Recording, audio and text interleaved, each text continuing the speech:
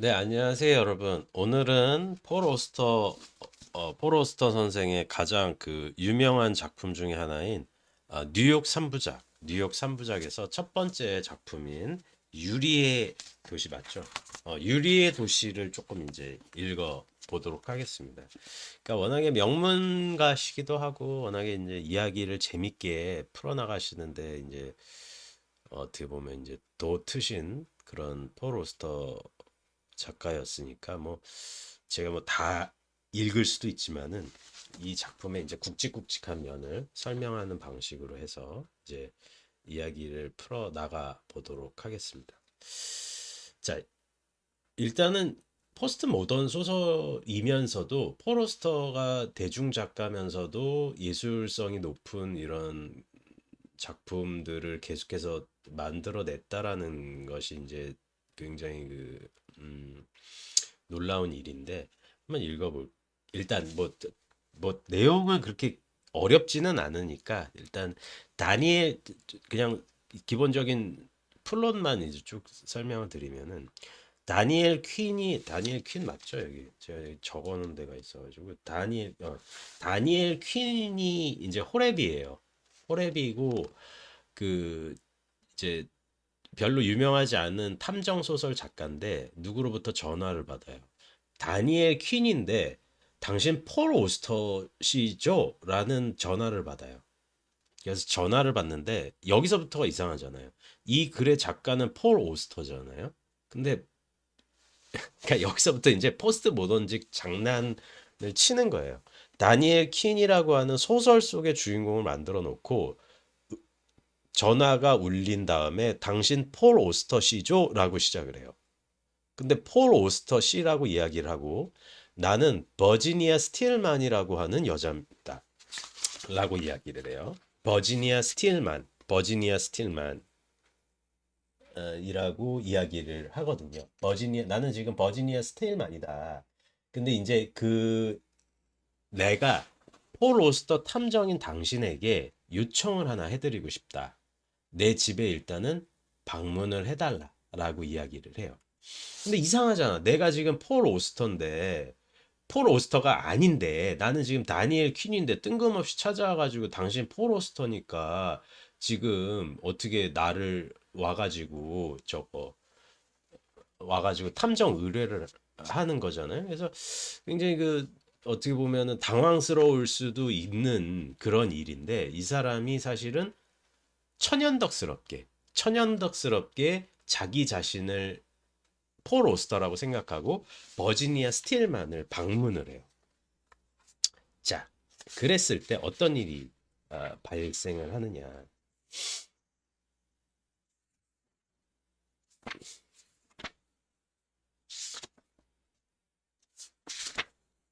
어디서부터 읽어야 될까? 그냥 사실은 이게 쭉 읽으면은 그게 읽히는 책이라서 제가 뭐 이게 요약을 할 필요든 요약을 해야지. 그래도 요약을 해야죠. 버지니아 스틸만이 이 여자를 열어줬다는 얘기죠. 근데 자기 남편이 지금 미칠 지경이라고 얘기를 해요. 자기 남편이 피터 스틸만인데 이 피터 스틸만이 지금 사실은 미칠 지경까지 왔다라고 얘기를 해요. 버지니아 스틸만은 사실은 상당히 굉장히 조금 이제 어 섹시하고 조금 그런 식으로 묘사가 되거든요. 그래서 사실 이 작품이 만화로도 이렇게 만들어졌어요. 그래서 이 잠시만요. 이 만화로도 만들어졌는데 버지니아 스틸만이 자기 피터 스틸만이 지금 불안에 사로잡혀서 어쩔 줄을 모른다라고 하는 이야기예요. 그러니까 왜 그러냐면은 자기 시아버지, 그러니까 자기 남편의 아버지인 피터 스틸만 시니어가, 그러면 이 남편은 피터 스틸만 주니어가 되겠죠. 피터 스틸만 시니어가 지금 감옥에서 추록이 아니라 이제 감옥에서 나와서 형기를 다 채우고 나와서 지금 나올 작정인데 이 자기 아들이 아버지가 자기를 해코지할지 모른다라고 하는 그 불안감에 사로잡혔다라는 얘기예요. 근데 이 피터 스틸만 주니어는 어떤 아동 학대를 당했냐면은 이 아버지가 인류학자예요. 인류학 박사 학위가 있는 굉장히 전도 유망한 학자였는데 한 미치광이 같은 실험을 시작을 해요. 그게 어떤 실험이냐면은 자기 아들을 낳자마자 세계와 폐쇄된 상태의 어떤 진공 상태에다가 넣은 거야. 그러니까 한마디로 얘기해서 그냥 세계와의 연관관계를 끊어버린 거예요. 그러니까 애를 후천적인 자폐 상태로 만든 거지. 그랬을 때 이 사람이 어떤 식의 그러니까 그 이 아버지가 어떤 식의 그 계획이었냐면 만약에 그 어떤 세계와의 뭐야 연결고리도 없다라고 하면은 저 사람 입에서 내 아이의 입에서 나오는 말이 뭐야? 그냥 책 없이 그냥 떠드는 게 나을 것 같아요. 중간중간 부분은 내 아들의 입에서 나오는 말이 뭐야? 순수한 언어일 수 있다라고 하는 굉장히 과대망상적이고 어떻게 보면은 좀 비윤리적이기도 한 아이한테 비윤리적인 일을 하는 짓을 하는 거잖아요. 그런 짓을 9년 동안 했다라고 하는 거예요. 그래서 사실은 이 피터 스틸만 주니 시니어가 이것을 나왔을 때 이 사람이 오는 행실과 이 사람의 모든 일거수일투족을 감시를 하고 그걸 우리한테 보고해 달라라고 버지니아 스틸만이 이야기를 해요. 근데 여기서 그 폴 오스터 작품이 대부분 그렇지만 약간 뉘앙스가 조금 뭐라고 해야 되나 좀 섹시한 느낌? 그런 느낌이 이제 이렇게 약간씩 풍긴단 말이에요. 그 버지니아 스틸만의 그런 행동이나 뉘앙스들에서 그래서 사실은 이 주인공인 다니엘 퀸이 이 사람이 제안하는 이런 방식을 거부하지 못하고 일단 받아들이는 지점이 있어요. 그리고 자기는 익명의 폴 오스터라고 지금 익명으로 행동을 하고 있고, 자, 그 상황에서 이제 피터 스틸만 시니어가 늙은 스틸만 시니어가 뉴욕에 도착하는 그 기차역에서 그 기차역은 제가 이름 기억이 안 나는데 하여튼 뉴욕시의 가장 큰 기차역에서 내리는 그 장면에서 다니엘 퀸이 그 사람을 이제 추적하는 그런 장면이 나오거든요. 사실 이 장면도 굉장히 명문이에요. 읽지는 않겠지만 왜 그러냐면은 이게 갈래길을 표현을 해요. 폴 오스터가 작가인 폴 오스터가 그러니까 이 갈래길을 묘사를 하고 그 사진을 봤을 때 저 사람일 수도 있고 이 사람일 수도 있는 거예요. 내가 만약에 지금 내리는 두 명의 피터 스틸만 시니어 같은 인물이 다니엘 퀸의 시야에 들어와요. 그랬을 때 그 사람이 그리고 나서 내가 다니엘 퀸이면은 등을 돌아 이렇게 두 번으로 날아가느냐 아니야 걸어가는 피터 시니어 스틸만 시니어의 두 그걸 보겠죠. 그랬을 때 어때? 내가 만약에 이쪽으로 가느냐 이쪽으로 가느냐에 따라서 옳은 사람을 짚은 것이 될 수도 있고 그른 사람을 짚은 걸 수도 있는 거죠. 그러니까 사실은 이 지점에서도 어떤 점이 나오는지 뭐 눈치 빠르신 분들은 아시겠지만은 사실은 여기도 우연의 일대기가 여기도 끼어 들어간다라고 볼 수가 있겠죠. 그러니까 무슨 얘기인지 아시겠죠? 우연의 일대기잖아요. 내가 이쪽으로 가면 나는 뭐야? 저거를 못 하는 거고 이 사람이 준 임무를 수행을 못 하는 거. 내가 이쪽으로 가면은 못 하는 건데 거기서 이 사람은 열어놔요. 폴 오스터는. 그래도 어쨌든 간에 한쪽을 쫓아가. 그리고 맞게 쫓아갔다라고 믿을 수밖에는 없죠. 우리는. 어쨌든 쫓아갔어. 걔를. 저기 피터 스틸만 시니어라는 확신한 다니엘 퀸이 쫓아갔단 말이에요. 자, 그 상황에서 이 사람의 행동과 일거수일투족을 뭐야? 기록하고 굉장히 그거를 하기 시작해요. 수첩과 공책에 남기기 시작하는데 그게 아마 빨간 공책이라고 이야기를 할까요? 빨간 공책, 빨간 책.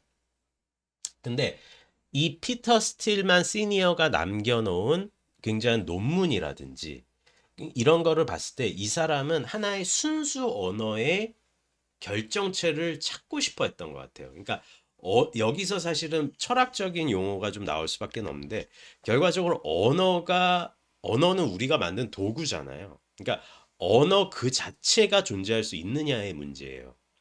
그러니까 이게 무슨 얘기냐면 쉽게 얘기하면은 언어는 어떤 것에 어떤 것을 간접적으로 드러내는 용도지. 내가 지금 제가 지금 이 마이크를 준다라고 해서 이 마이크라고 하는 단어가 있지, 이 마이크라고 하는 실제 감각 대상을 언어 자체가 드러내는 과정을 통해서 언어가 드러나잖아요. 그러니까 얘는 그냥 얘인 상태일 수가 있어요. 얘는 그냥 실제야. 얘는 그냥 실제, 감각적 실제잖아요.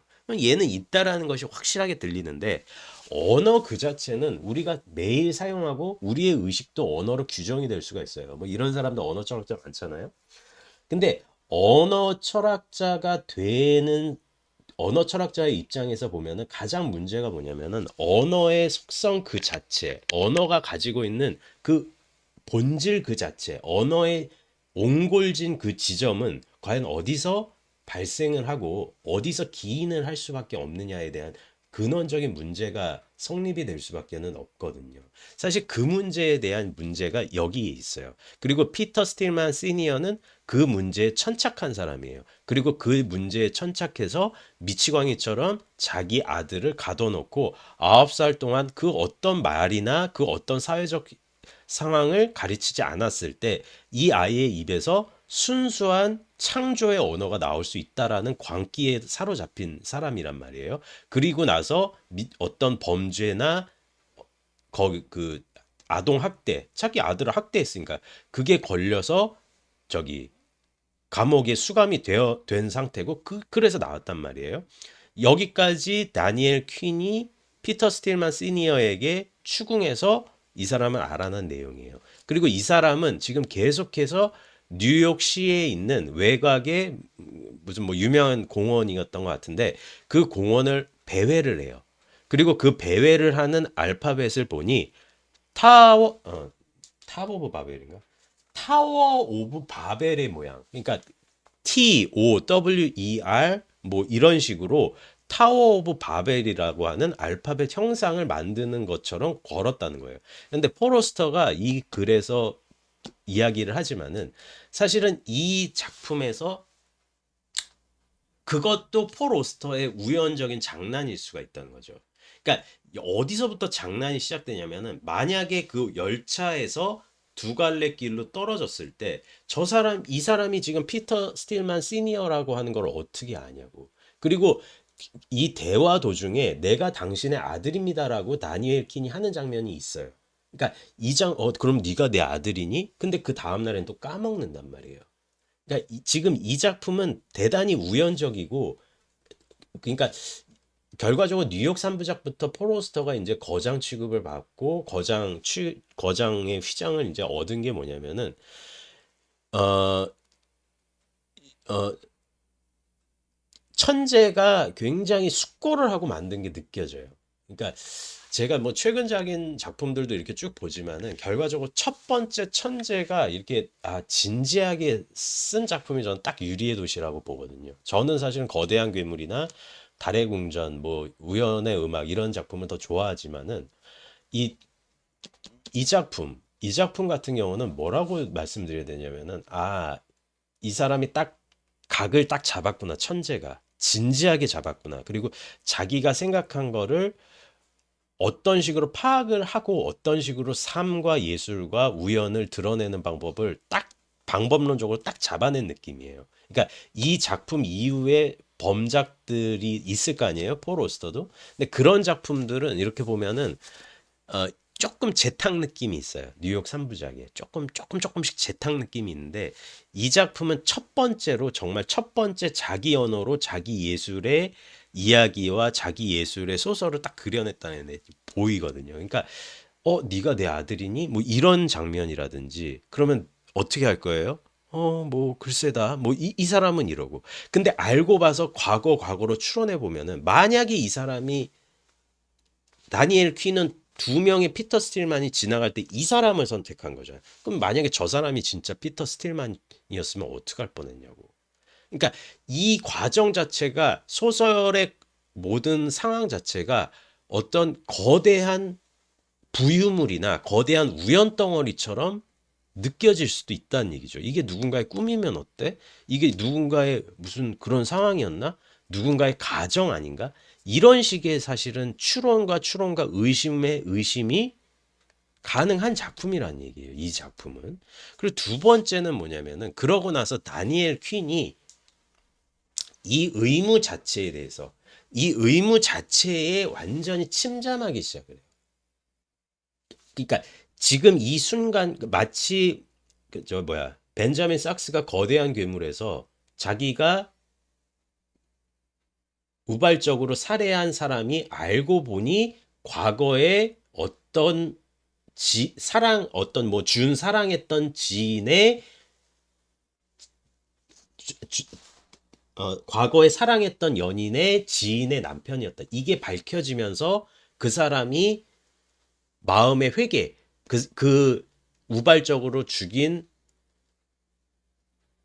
사람의 아내를 찾아가서 속죄하는 것이 마치 계시처럼 느껴졌다는 듯이 이 사람은 피터 스틸만 시니어를 찾아서 피터 스틸만 주니어에게 못 가고 그리고 버지니아 스틸만에 대한 기사도를 지키는 그 자기 자신의 순수 의무 자체가 마치 종교적인 계시처럼 받아들이고 있어요. 이 사람은. 왜?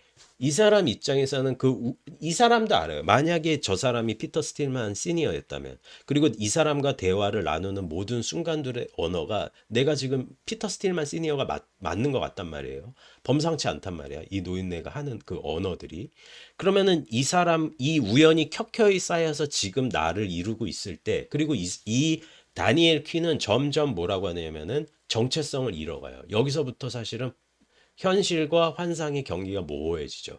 나 자신은 이제 완전히 폴 오스터라고 생각을 하는 거예요. 그리고 이 사람이 빨간 공책을 뭐야 주러 갔을 때 그 집에 아무도 없어. 아무도 없어. 그러니까 아무도 없단 말이에요. 그리고 그 순서가 좀 잘못됐네. 그래서 사실은 이 사람이 피터 스틸만 시니어가 자살을 하는 그 모습을 발견해요. 호텔에서 이제 투신을 한단 말이에요. 그런 다음에 이제 사망을 하는데, 그러니까 임무에 실패한 거지. 그리고 나서 어떤 생각이 드냐면은 피터 스틸만 시니어는 스스로 목숨을 끊었고요. 그때 사실은 이 사람이 무슨 생각을 하냐. 이 다니엘 퀸이 그럼 내가 폴 오스터로 살았구나. 폴 오스터로 살았으니까 그렇다면 진짜 나를 폴 오스터가 탐정이라고 생각했다라고 한다면 뭐야?